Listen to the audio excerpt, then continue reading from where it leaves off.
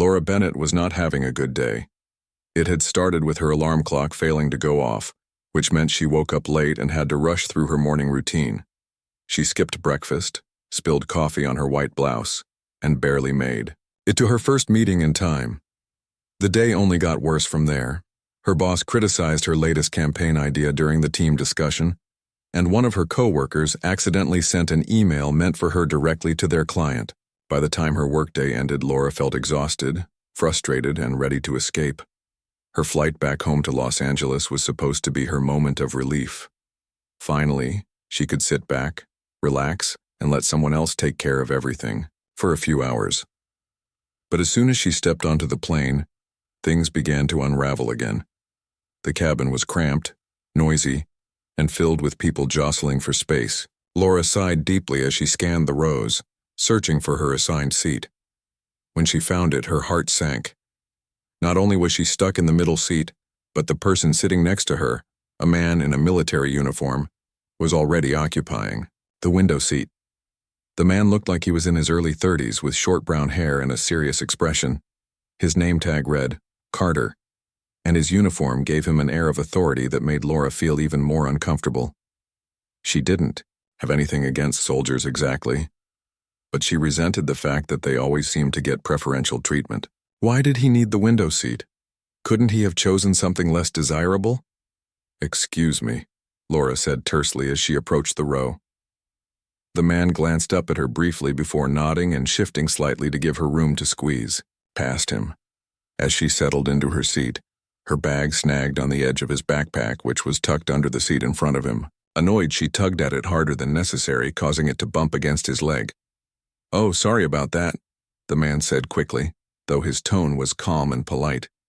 He reached down to adjust the position of his bag so it wouldn't stick out anymore. Laura muttered a response under her breath, something along the lines of, "No problem."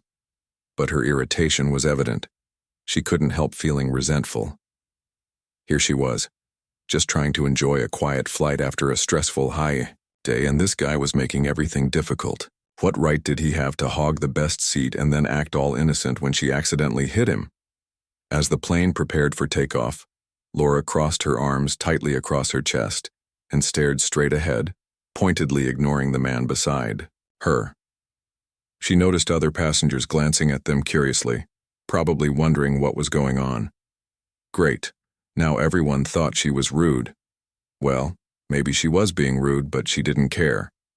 This whole situation was unfair. When the flight attendant came around to check everyone's seatbelts, the man leaned forward slightly to ensure his was securely fastened. In doing so, his elbow brushed against Laura's arm. It wasn't a hard bump, but it was enough to push her over the edge. "Do you mind?" Laura snapped, turning to glare at him. Her voice carried just enough volume to draw attention from nearby passengers. "You're taking up all the space here. Maybe if you weren't wearing such bulky clothes, we'd both have more room." The man blinked in surprise, clearly caught off guard by her outburst. For a moment, he didn't say anything.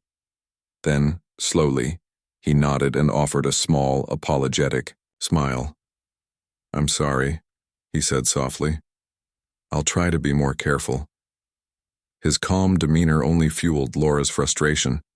Why wasn't he defending himself or arguing back? Didn't he realize how annoying he was being? Instead of saying anything further, however, the man simply sat back in his seat and focused on looking out the window. If anything, he seemed to shrink into himself, becoming smaller and quieter.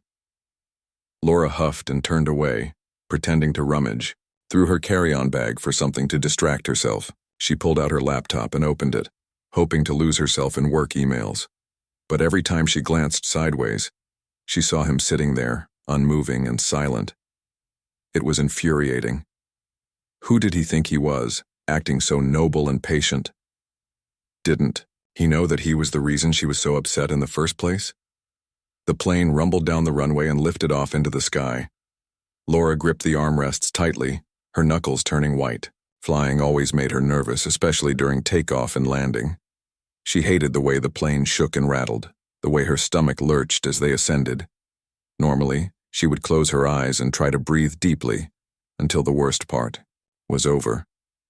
But today her anxiety mixed with her anger, making her feel even worse. After a few minutes, the turbulence eased, and the plane leveled out.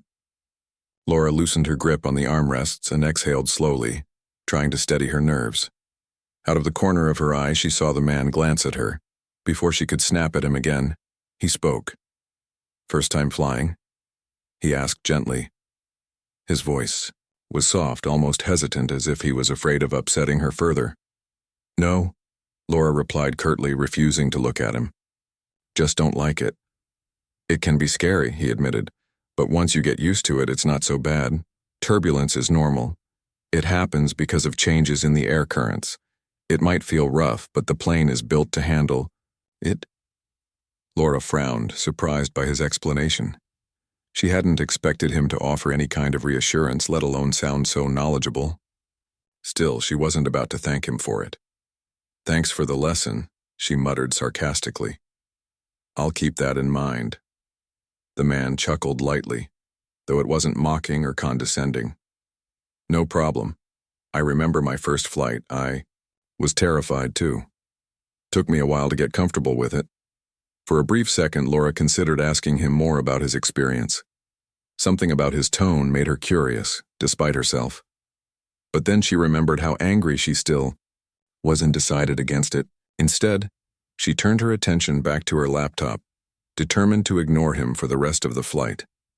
As the minutes ticked by, Laura became vaguely aware that the man was no longer paying attention to her. He had taken out his phone and was scrolling through messages, occasionally pausing to type a reply. She wondered who he was talking to and what he was saying. Was he complaining about her?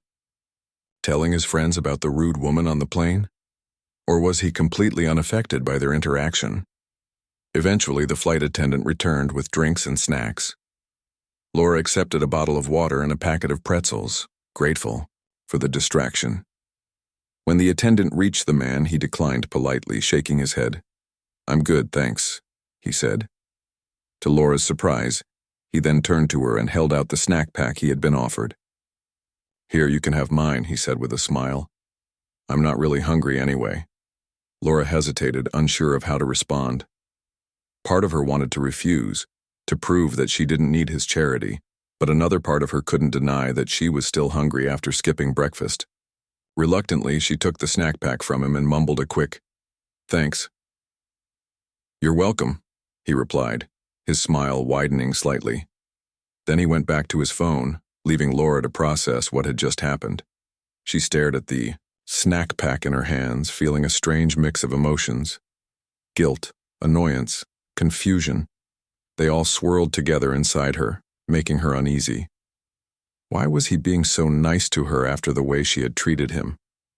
Shouldn't he be mad or at least indifferent? And why did his kindness make her feel even worse about herself? By the time the plane landed in Los Angeles, Laura was thoroughly drained. She gathered her belongings and hurried off the plane without saying another word to the man. As she walked through the airport terminal, she told herself that she was glad to be rid of him. He was just another stranger, someone she would never see again. There was no reason to dwell on their brief encounter. Once Laura stepped off the plane, she felt a wave of relief wash over her. The crowded airport buzzed with activity. People rushing to catch connecting flights, families reuniting after long journeys, and travelers dragging their luggage through the terminals. For Laura, it was a chance to leave behind the awkward tension she had experienced on the flight. She glanced at her watch and picked up her pace, eager to get home and forget about the man in the military uniform. Her Uber arrived, quickly, and as she settled into the back seat, she tried to shake off the lingering discomfort from the encounter. She told herself that it didn't matter, that the man was just another stranger who happened to be on the same flight. Still, his calm demeanor and unexpected kindness kept popping into her mind. Why had he been so patient with her? Why hadn't he snapped back when she lashed out? These questions nagged at her, but she pushed them aside, focusing instead on scrolling through her phone to distract herself. When she finally got home, Laura dropped her bag by the door and flopped onto the couch. Her apartment was quiet, save for the hum of the refrigerator in the kitchen. It was late, and she knew she should eat something or take a shower, but all she wanted to do was unwind. She grabbed the remote and flipped on the TV, hoping to find something entertaining to watch. Instead, she ended up staring blankly at the screen, her thoughts drifting back to the flight. Laura replayed the entire interaction in her head, the bump of the elbow, her sharp words, his calm responses, and the snack he had offered her. Each memory made her cringe a little more. She hated admitting it, even to herself, but she realized that she had been unnecessarily harsh. Sure, the flight had been uncomfortable, and yes, she had been stressed from work, but none of that excused her behavior. What must he have thought of her? The next morning, Laura woke up feeling groggy and irritable. She dragged herself out of bed and went through her usual routine: shower, coffee, checking emails. By midday, she decided to meet up with some friends for lunch. They were waiting for her at a trendy cafe downtown, chatting animatedly about their weekends. Laura joined them, forcing a smile as she slid into the booth. "Hey, Laura, how was your trip?" one of her friends, Megan, asked cheerfully. "It was fine," Laura replied, shrugging. "Just the usual stress." Megan raised an eyebrow. "You sure? You seem a little distracted." "I'm fine," Laura insisted, though she knew Megan wasn't entirely convinced. To change the subject, she asked how everyone else's week had been. The conversation shifted to lighter topics: work gossip, upcoming plans, and funny stories from their social lives. For a while, Laura managed to push thoughts of the flight out of her mind. But then, halfway through lunch, someone mentioned seeing soldiers at the airport earlier that week. "I saw a group of them heading to their gate," another friend, Rachel, said. "They looked so serious, like they were about to go somewhere important." Laura froze, her fork hovering midway, between her plate and her mouth. The mention of soldiers immediately brought back memories of Matthew, the man on the plane. She forced herself to laugh lightly and say, "Yeah, I saw one on my flight. He was, sitting next to me." "Oh, really?" Rachel asked, intrigued. "What was he like?" Laura hesitated, unsure of how much to share. She didn't want to admit how rude she had been, so she opted for a vague response. "He was okay, I guess. Kinda quiet." Her friends nodded, losing interest almost immediately, as the conversation moved on to other topics. But Laura couldn't stop thinking about him. She wondered where he was headed and what he was doing now. Was he visiting family? Going on vacation? Or was he traveling for work, like she assumed most soldiers did? Later that evening, Laura sat on her couch flipping through channels when her phone buzzed with a notification. It was a breaking news alert from one of the apps she followed. Curious, she opened it and froze when she saw the headline, "Heroic Soldier Saves Lives During Ambush Overseas." Beneath the bold text was a photo of a man in uniform, Matthew Carter. Laura's heart stopped. She stared at the screen, unable to believe what she was seeing. The face in the picture was unmistakable. It was the same man who had sat next to her on the plane less than 24 hours ago. Her hands trembled as she clicked on the article to read more. According to the report, Matthew had been part of a team sent to protect civilians caught in a dangerous conflict zone. When their convoy came under attack, he had risked his life to lead others to safety.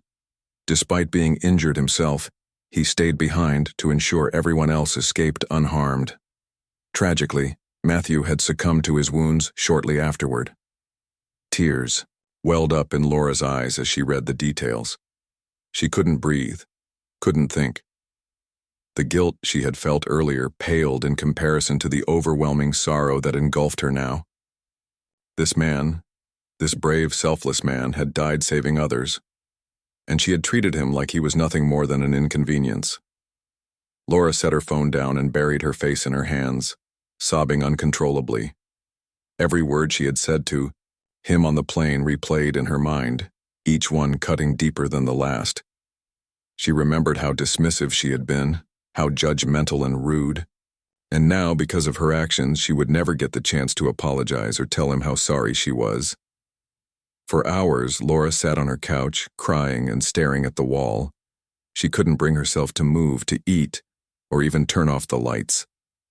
The weight of her guilt pressed down on her chest, making it hard to breathe. She wanted to rewind time, to go back to that flight and act differently, to be kinder, more understanding, more human. Eventually, exhaustion took over, and Laura fell into a restless sleep. But even in her dreams, Matthew's face haunted her. She saw him smiling at her, heard his calm voice reassuring her during the turbulence. Then the scene shifted, and she found herself in a war zone, watching helplessly as he shielded others from harm. No matter how hard she tried, she couldn't reach him, couldn't save him. When she woke up the next morning, her pillow was damp with tears. She felt hollow, like a piece of her soul had been ripped away. Determined to do something, anything, she grabbed her laptop and started searching online for information about Matthew. She found articles about his heroic actions, interviews with people who knew him, and tributes from his fellow soldiers. Each story painted a picture of a man who was compassionate, courageous, and deeply loved by those around him. Laura learned that Matthew had grown up in Denver, Colorado, where he had been close to his family and active in his community. After joining the military, he had served multiple tours overseas, earning respect and admiration from his peers. His mother, Susan, described him as someone who always put others before himself, whether it was helping a neighbor fix their fence or risking his life to protect strangers. As Laura read these accounts, she felt a mix of emotions: pride, sadness, and regret. Pride for the incredible person Matthew had been, sadness for the loss the world had suffered, and regret for the way she had treated him during their brief encounter. Desperate to make amends, Laura searched for any information about memorial services or events honoring Matthew. She discovered that his funeral would take place in Denver in 3 days. Without hesitation, she booked a flight, knowing she needed to attend, not because she deserved forgiveness, but because she owed it to Matthew to pay her respects. In the days leading up to the funeral, Laura struggled to focus on anything else. She called in sick to work, claiming a family emergency, and spent her time reflecting on her actions. She wrote letters to Matthew, pouring out her apologies and expressing her admiration for his bravery, though she knew he would never read them.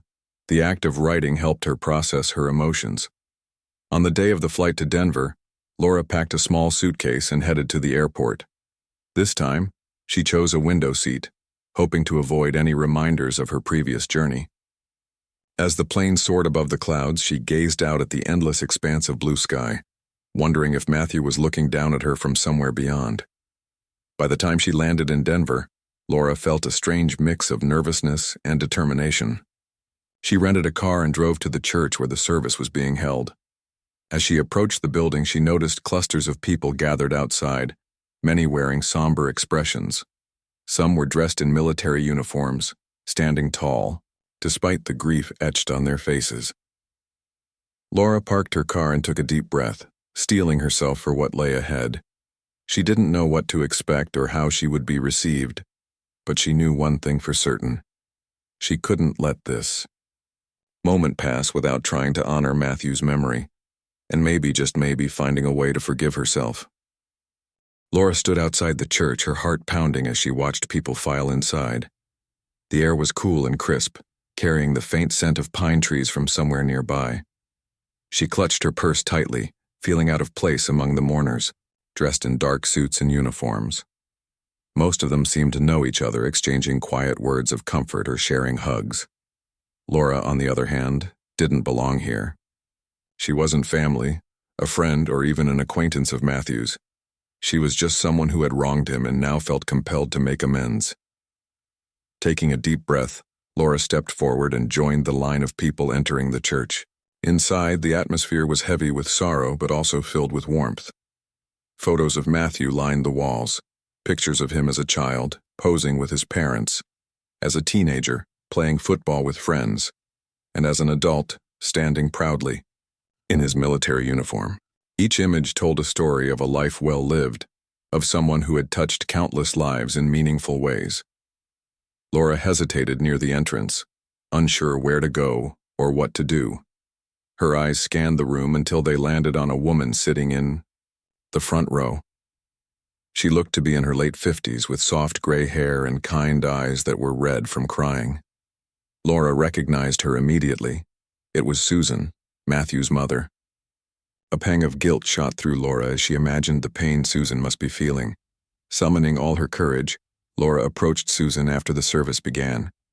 People were taking their seats, and the pastor was speaking softly about Matthew's bravery and sacrifice. Laura waited patiently at the edge of the crowd, not wanting to interrupt. When Susan finally noticed her, Laura gave a small, nervous smile. "Excuse me," Laura said quietly, leaning down so Susan could hear her over the murmurs of the congregation. "I'm sorry to bother you, but I wanted to say how sorry I am for your loss." Susan looked up at her, studying her face for a moment before nodding gently. "Thank you," she replied, her voice trembling slightly. "That means a lot." Laura swallowed hard, fighting back tears. "My name is Laura Bennett. I met Matthew briefly, on a flight." She paused, unsure if she should continue. But something in Susan's expression, a mix of curiosity and understanding, encouraged her to keep going. "I wasn't very nice to him," Laura admitted, her voice barely above a whisper. "I judged him unfairly because of his uniform, and I said things I regret. I didn't know him, but I wish I had. He was kind to me, even though I didn't deserve it." To Laura's surprise, Susan reached out and placed a gentle hand on her arm. "It's okay," she said softly. "Matthew wouldn't want you to carry this burden. He believed in forgiveness. He always said we should give people grace, especially when they're struggling." Those words hit Laura like a wave, washing away some of the weight she had been carrying. She blinked back tears and nodded, unable to speak for a moment. Finally, she managed to choke out, "Thank you. That means more than I can say." Susan smiled faintly, her eyes glistening. "If you'd like, you can stay for the rest of the service. There will be a reception afterward. It would mean a lot to us to know that strangers cared about him too." Laura nodded again, feeling both relieved and overwhelmed. "I'd like that," she said. "Thank you." She found a seat toward the back of the church, listening as the pastor shared stories about Matthew's life and legacy. Friends and fellow soldiers spoke about his humor, his leadership, and his unwavering dedication to protecting others. Each story painted a vivid picture of a man who had lived with purpose and compassion. Laura listened intently, tears streaming down her face as she realized just how much she had missed during their brief encounter. After the service ended, Laura followed the crowd to the reception area, which was set up in a large hall adjacent to the church. Tables were covered with food, flowers, and photo albums filled with memories of Matthew. Laura wandered around, stopping occasionally to look at the displays. She picked up one of the photo albums and flipped through it, smiling sadly at pictures of Matthew laughing with friends, holding a trophy after a sports game, and standing beside his mother on what looked like a family vacation. As she turned another page, a voice behind her startled her. "You're Laura, right?" She spun around to see a young man in his 20s wearing a suit and tie. His resemblance to Matthew was striking. They had the same warm smile and steady gaze. "Yes," Laura replied, feeling a lump form in her throat. "And you are?"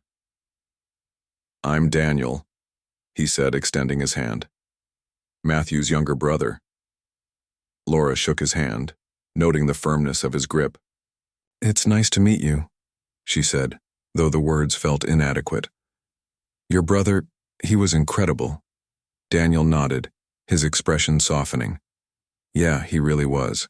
Everyone loved him, even people who only met him once, like you." Laura flinched inwardly at the reminder of her own fleeting interaction with Matthew. "I wish I had known him better," she admitted. "But I'll never forget him, not after everything I've learned about him." Daniel studied her for a moment, then smiled. "Mom told me what you said earlier, about meeting him on the plane. Honestly, it doesn't surprise me that he was kind to you, even if things were tense. That's just who he was." Tears welled up in Laura's eyes again, and she quickly wiped them away. "He didn't deserve the way I treated him," she said, her voice cracking. "I feel terrible about it." "It's okay," Daniel assured her. "You're here now and that matters. Matthew always said that everyone has bad days, and we should try to see the good in people anyway."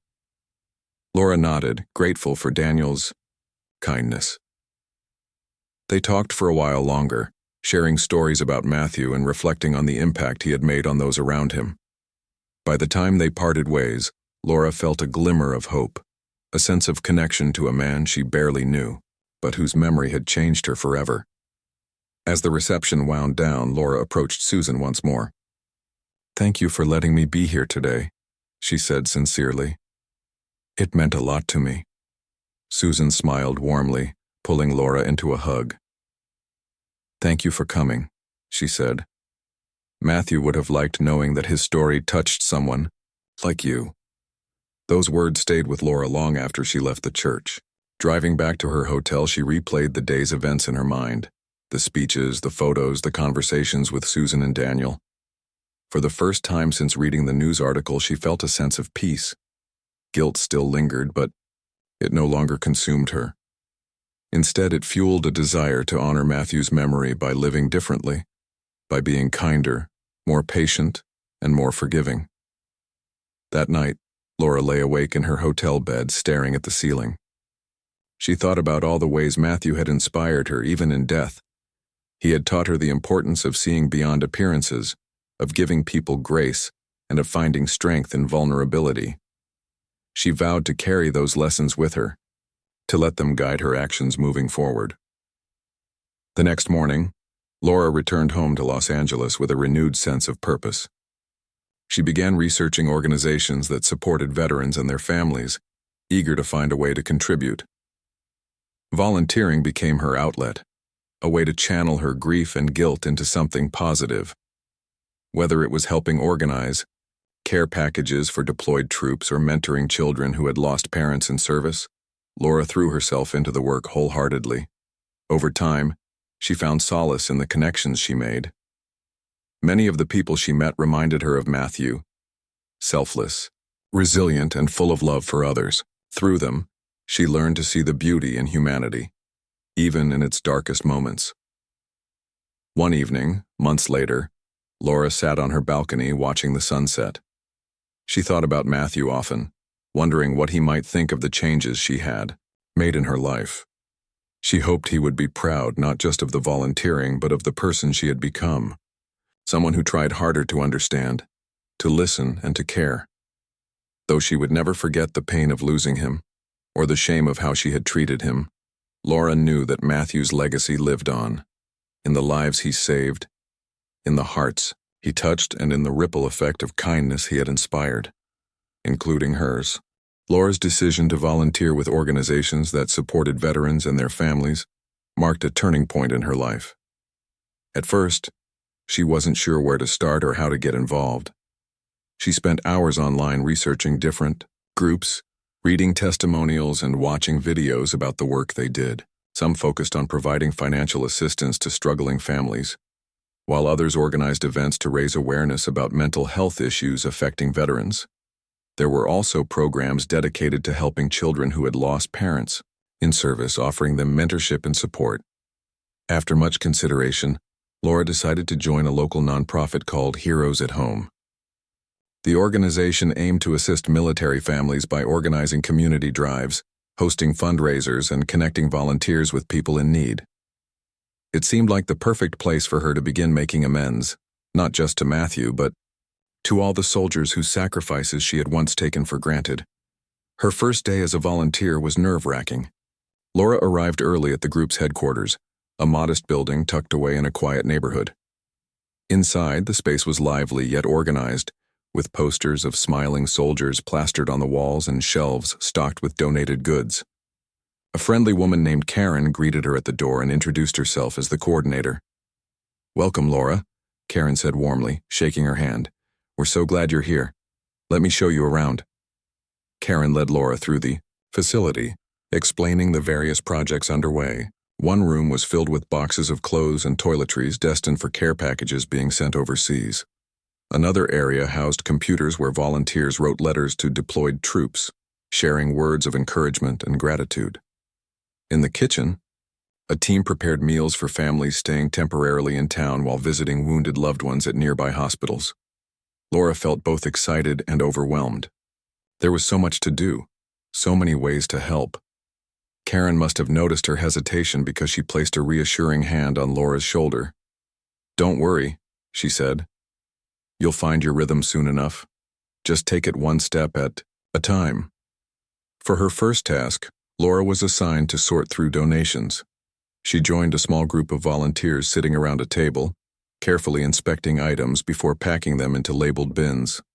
As she worked, she listened to the conversations happening around her. One volunteer shared a story about her son returning home from deployment, while another talked about the challenges faced by spouses left behind. Each tale deepened Laura's understanding of the sacrifices made not only by soldiers, but by their entire families. By lunchtime, Laura's hands were sore, but her heart felt lighter. For the first time in months, she didn't feel weighed down by guilt. Instead, she felt a sense of purpose, a belief that she was contributing, however small, to something meaningful. Over the following weeks, Laura became a regular fixture at Heroes at Home. She threw herself into every task, whether it was stuffing envelopes, setting up booths at charity events, or delivering groceries to struggling families. Her favorite activity, though, was writing letters to deployed troops. Sitting at a computer, she poured her thoughts onto the screen, sharing stories from her own life and expressing gratitude for their service. Sometimes, she even mentioned Matthew, not by name, but as an example of the courage and selflessness she admired in all soldiers. One evening, after finishing a particularly heartfelt letter, Laura hit send and leaned back in her chair, feeling drained but satisfied. That's when Karen approached her with a suggestion. "How would you feel about mentoring?" Karen asked. "We have a program that pairs volunteers with kids who've lost a parent in service. It's a great way to make a direct impact." Laura hesitated. Mentoring sounded rewarding, but it also intimidated her. What could she possibly offer these children? They had endured losses far greater than anything she had experienced. Still, the idea resonated with her. If there was any chance she could provide comfort or guidance, even in a small way, it was worth trying. "I'll do it," Laura replied finally. "Just tell me what I need to know." Karen smiled and handed her a folder containing information about the program. "Great. We'll match you with someone soon. Don't worry, you won't be alone. We offer training sessions and pair new mentors with experienced ones until they feel comfortable." A few days later, Laura met her mentee for the first time. Her name was Emily, a shy 9-year-old girl with curly brown hair and wide, curious eyes. Emily's father had died in combat 2 years earlier, leaving her and her mother to navigate life without him. When Laura arrived at their home for their initial meeting, Emily clung to her mother's side, clearly unsure what to make of this stranger. "Hi, Emily," Laura said gently, kneeling down to meet the girl's gaze. "I'm Laura. I'm really happy to meet you." Emily glanced at her mom, who nodded encouragingly. After a moment, she extended her hand timidly. "Hi," she whispered. The three of them spent the afternoon talking and playing games, slowly breaking the ice. By the end of the visit, Emily seemed more relaxed, even laughing at one of Laura's jokes. As Laura drove home, she reflected on the experience, realizing how much she had enjoyed spending time with Emily. She couldn't wait to see her again. As the weeks turned into months, Laura and Emily formed a close bond. They baked cookies together, went on walks in the park, and worked on school projects. During their outings, Emily often talked about her dad, how he used to read her bedtime stories, teach her how to ride a bike, and cheer her on during soccer games. Listening to these memories brought tears to Laura's eyes, but she never interrupted. Instead, she encouraged Emily to share as much as she wanted, knowing it was important for her to keep her father's memory alive. Through her work with Heroes at Home, Laura also began attending events honoring fallen soldiers. These gatherings ranged from candlelight vigils to parades celebrating veterans' contributions. At each event, she felt a mix of emotions: pride for those being honored, sadness for their loss, and determination to continue supporting their legacy. One such event stood out in particular. It was a memorial ceremony held in a park downtown, featuring speeches, music, and moments of silence. Laura stood among the crowd, holding a small bouquet of flowers she planned to leave at the base of a monument dedicated to local heroes. As the names of the deceased were read aloud, she closed her eyes, silently thanking Matthew for inspiring her journey. When the ceremony ended, Laura lingered near the monument, placing her flowers alongside countless others. She noticed a young boy nearby clutching a folded flag tightly to his chest. His face was streaked with tears and he looked utterly lost. Without thinking, Laura knelt beside him and offered a comforting smile. "Are you okay?" she asked, softly. The boy shook his head, his voice barely audible. "My dad, he's gone." Laura's heart broke for him. She reached out and placed a hand on his shoulder. "I'm so sorry," she said. "He must have been an amazing person." "He was," the boy replied, sniffling. "He always told me to be brave no matter what."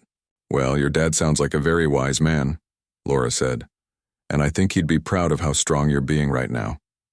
The boy looked up at her, his expression softening slightly. "Do you think so?" "I know so," Laura assured him. "Being brave doesn't mean you can't cry or feel sad. It means you keep going even when things are hard. And you're doing that, aren't you?" He nodded slowly, wiping his eyes with the back of his hand. "Yeah." Laura stayed with him for a few more minutes, offering words of encouragement until his mother came to collect him. As they walked away, she felt a renewed sense of resolve. This was why she had started volunteering, to remind people like this, boy, that they weren't alone, that their loved ones' sacrifices mattered. Back at home, Laura reflected on how much her life had changed since that fateful flight. She still thought about Matthew often, wondering what he might think of her efforts. Would he approve of the path she had chosen? Did he realize how profoundly he had influenced her? Though she would never have the answers to those questions, Laura found peace in knowing she was doing her best to honor his memory. Every act of kindness, every moment of connection, felt like a tribute to the man who had unknowingly set her on this journey. And as she drifted off to sleep that night, she whispered a silent thank you to Matthew, hoping he could hear her wherever he was. Months passed, and Laura's life continued to revolve around her volunteer work. She had become deeply involved with Heroes at Home, dedicating nearly every free moment to helping veterans and their families. Her bond with Emily grew stronger as well, and the two spent weekends exploring parks, visiting museums, and baking cookies together. Emily began opening up more about her feelings, sharing stories about her father, and asking Laura questions about her own life. One Saturday afternoon, while they were working on a school project at Laura's apartment, Emily suddenly looked up from her coloring book. "Laura," she said hesitantly, "do you think my dad would be proud of me?" The question caught Laura off guard, but she smiled warmly and set down her pen. "Of course he would, sweetie," she replied. "You're smart, kind, and brave, just like him." Emily frowned slightly, her brow furrowing. "But I cry sometimes. Doesn't that mean I'm not brave?" Laura knelt beside her, placing a hand on her shoulder. "Being brave doesn't mean you never cry or feel sad. It means you keep going even when things are hard. And you do that every day, don't you?" Emily nodded slowly, her expression softening. "Yeah, I guess so. That's what makes you brave," Laura said firmly. "Your dad would be so proud of how strong you are." Emily's face lit up with a small smile, and she returned to her coloring. Watching her, Laura felt a deep sense of fulfillment. Helping this little girl navigate her grief reminded her why she had started volunteering in the first place, to make a difference, no matter how small. As winter approached, Heroes at Home organized its annual holiday drive, collecting gifts. For military families who might otherwise struggle to celebrate the season, Laura threw herself into the effort, spending hours wrapping presents, coordinating deliveries, and ensuring everything ran smoothly. On the day of distribution, She helped load boxes of toys, clothes, and food into cars lined up outside the headquarters. One family stood out to her, a single mother with 3 young children. The woman looked exhausted, her eyes heavy with worry, but she smiled gratefully as Laura handed her a box filled with supplies. "Thank you so much," she said, her voice trembling. "This means everything to us." Laura smiled back, feeling a lump form in her throat. "It's our pleasure. Merry Christmas." Later that evening, as Laura drove home, she thought about the mother and her children. They had reminded her of Emily and her mom, and of all the families carrying the weight of loss and hardship. These moments reinforced her belief that her work mattered, even if it only eased someone's burden for a short time. Around the same time, Laura received an invitation to attend a special event hosted by Heroes at Home, a gala honoring veterans and their contributions to the community. The organization planned to present awards to several individuals, including Matthew Carter.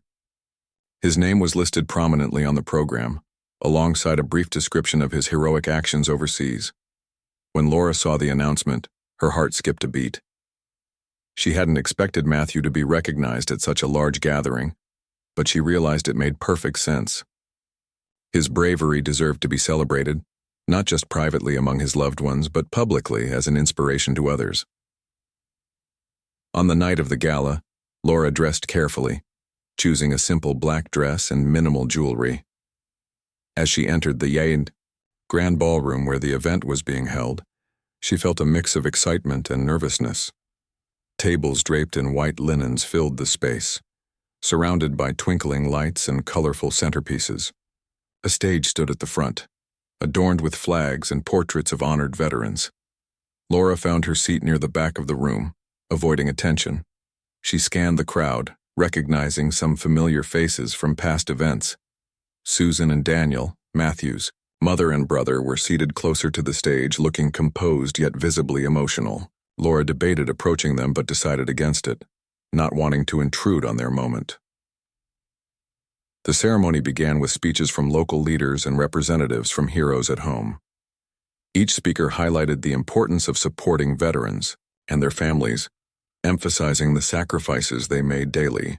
Then came the award presentations, starting with smaller recognitions before moving on to the final honoree, Matthew Carter.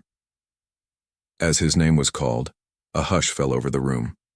Susan and Daniel rose to accept the award on his behalf, clutching a framed certificate and standing proudly beneath his portrait displayed on a large screen. Laura watched them intently, tears streaming down her face as she listened to the tribute. Matthew Carter exemplified courage, selflessness, and compassion, the presenter said.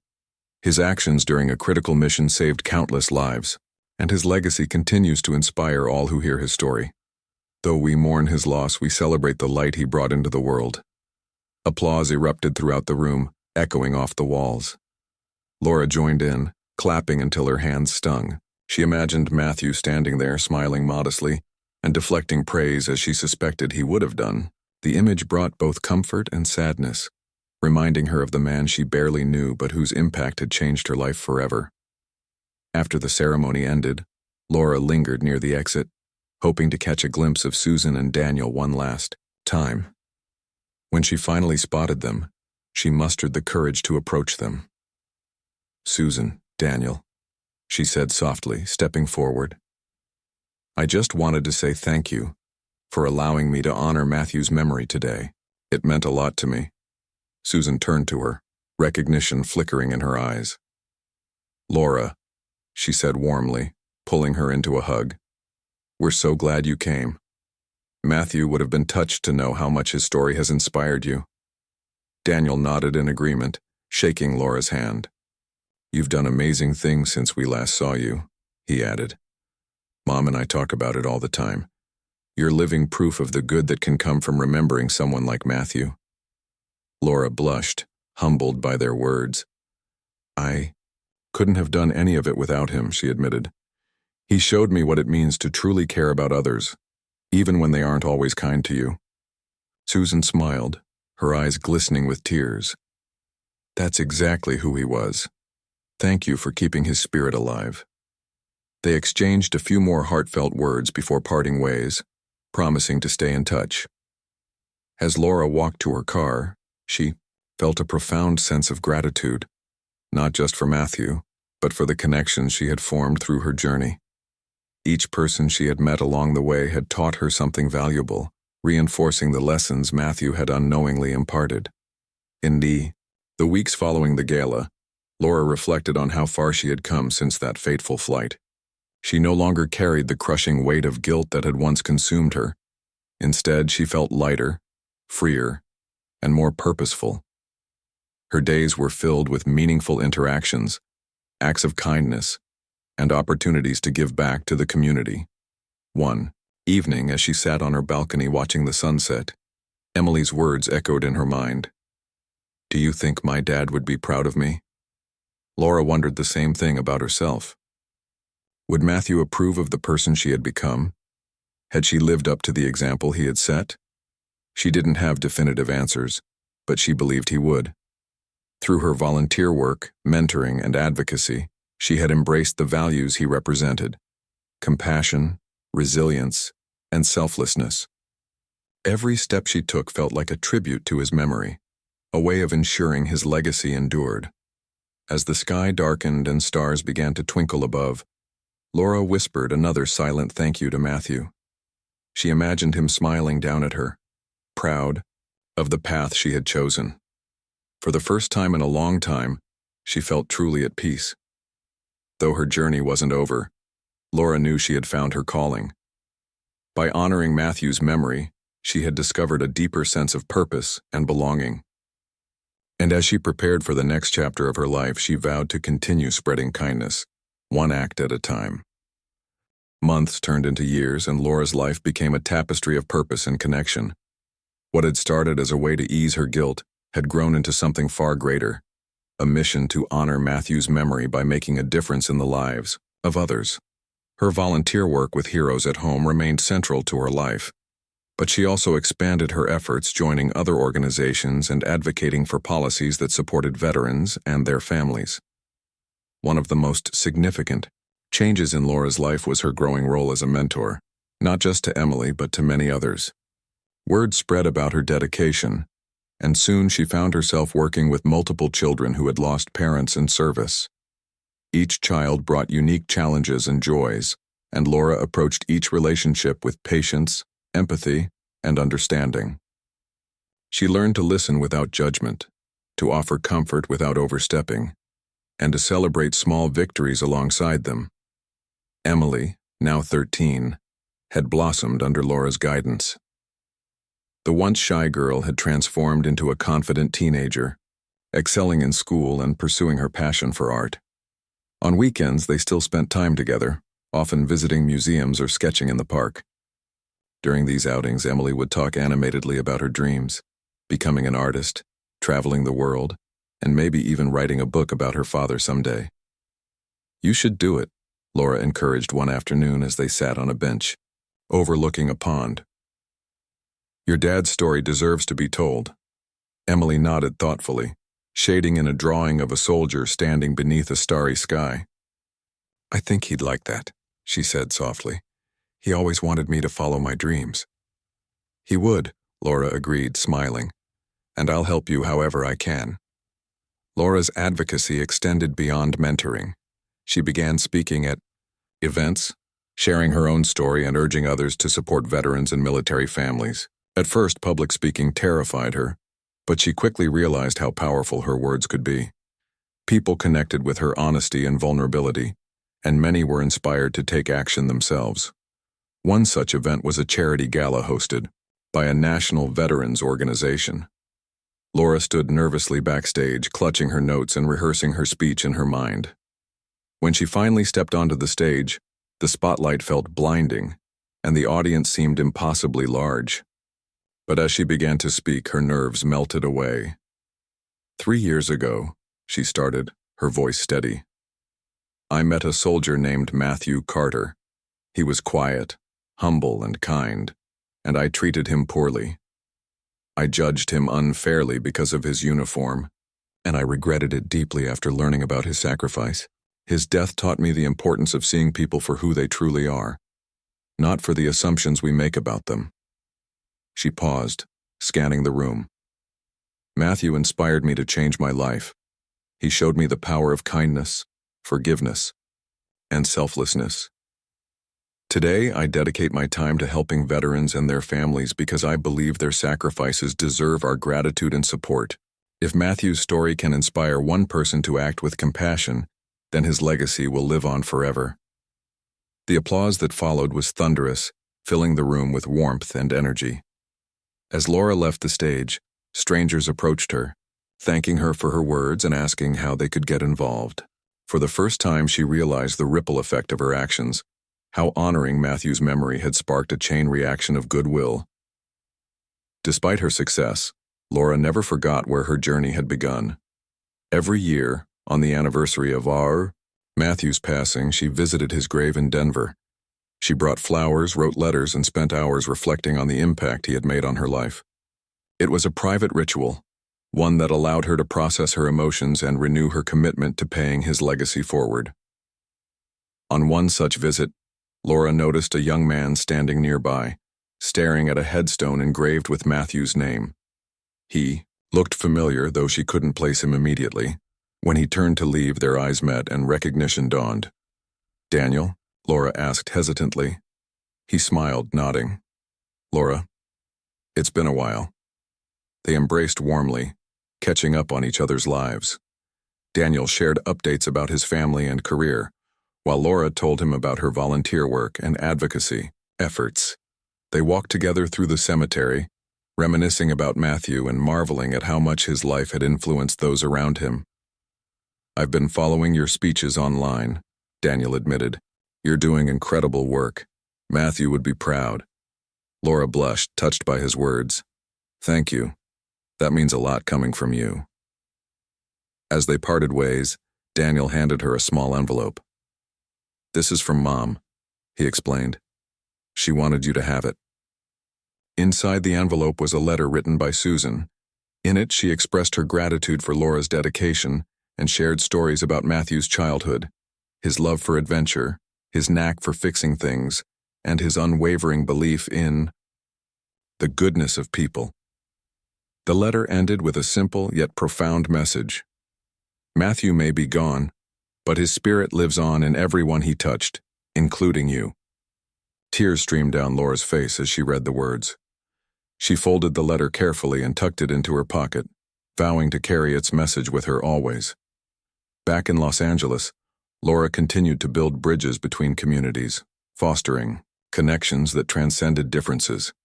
She organized workshops where civilians could learn about military culture, partnered with schools to educate students about veterans' contributions, and collaborated with businesses to create job opportunities for returning soldiers. Her efforts earned her recognition, including awards and media coverage, but none of that mattered to her as much as the tangible impact she saw in people's lives. One evening, as she prepared for bed, Laura glanced at a framed photo on her nightstand. It was a picture of her and Emily taken during one of their museum visits. Emily's smile was radiant, her eyes full of hope and determination. Beside the photo lay Susan's letter, its edges slightly worn from being read so many times. Laura picked up the letter and reread it, letting its words sink in. Matthew's legacy wasn't confined to memories or monuments. It lived on in the hearts of those he had inspired. And Laura knew she was part of that legacy, carrying his spirit forward through her actions. As she drifted off to sleep, she imagined Matthew watching over her, smiling gently as he had on that fateful flight. She whispered another silent thank you, knowing he could hear her wherever he was. For the first time in years, she didn't feel burdened by guilt or regret.